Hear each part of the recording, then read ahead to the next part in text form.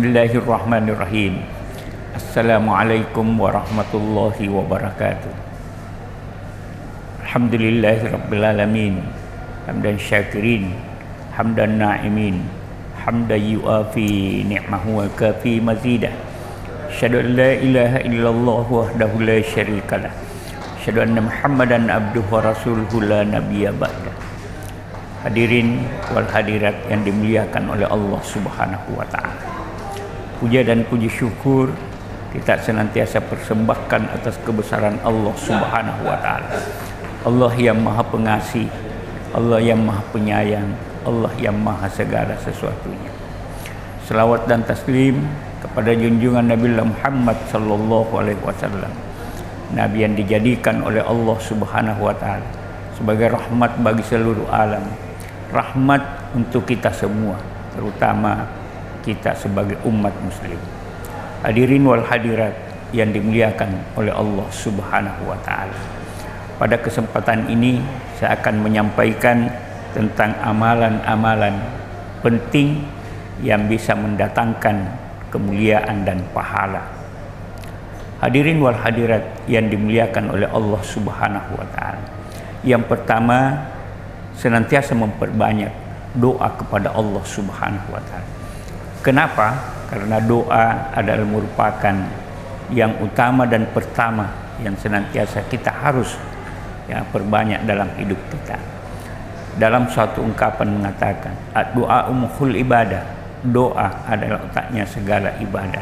Sehingga perbanyaklah untuk senantiasa berdoa kepada Allah Subhanahu wa taala.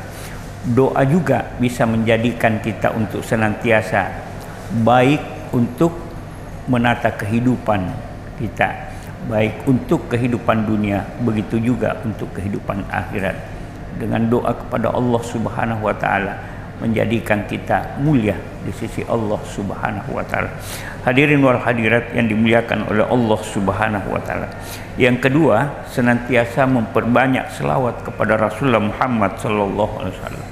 Karena dengan berselawat kepada Rasulullah Muhammad, maka itu menjadikan kita untuk senantiasa dicintai oleh Rasulullah Muhammad. Bahkan suatu ungkapan mengatakan, siapa yang banyak selawatnya kepada Rasulullah Muhammad, maka kelak akan diberikan tempat di mana Rasulullah ditempatkan nanti di akhirat.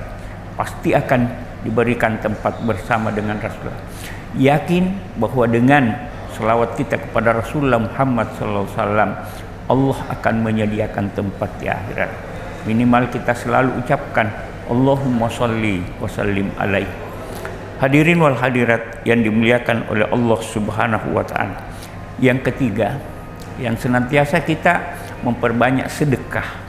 Karena dengan bersedekah kita, maka akan menjadikan kita senantiasa harta kita, diri kita, maka akan senantiasa diberikan oleh Allah Subhanahu wa taala keberkahan.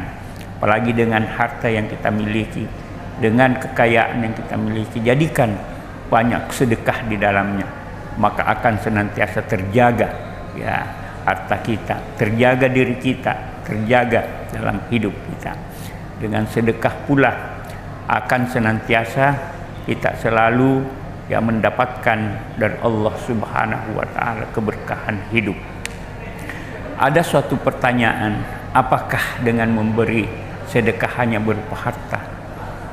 Suatu ketika Nabi didatangi oleh seorang sahabat, wahai ya Rasulullah, saya juga ingin banyak bersedekah, tapi saya tidak akan berkemampuan akan harta kita.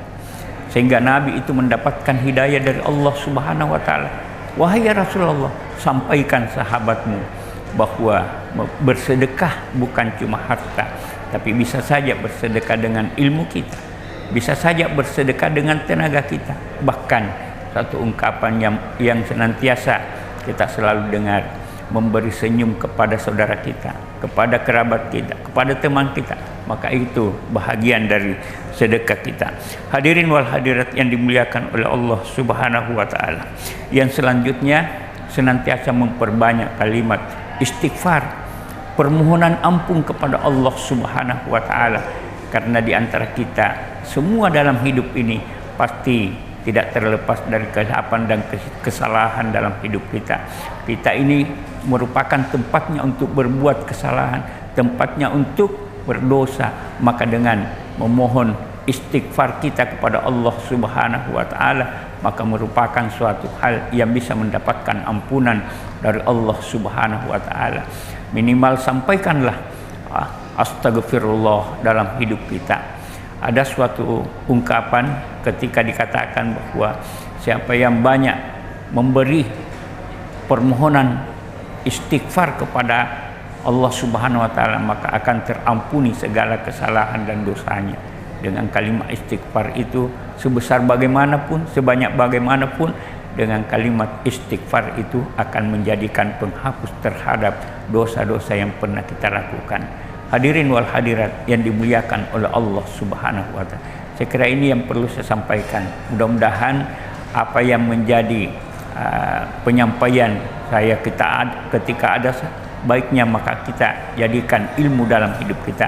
Tapi jikalau ada salah dan hilafnya, saya mohon untuk dimaafkan sebagai manusia yang tidak terlepas dari kesalahan dan khilafan.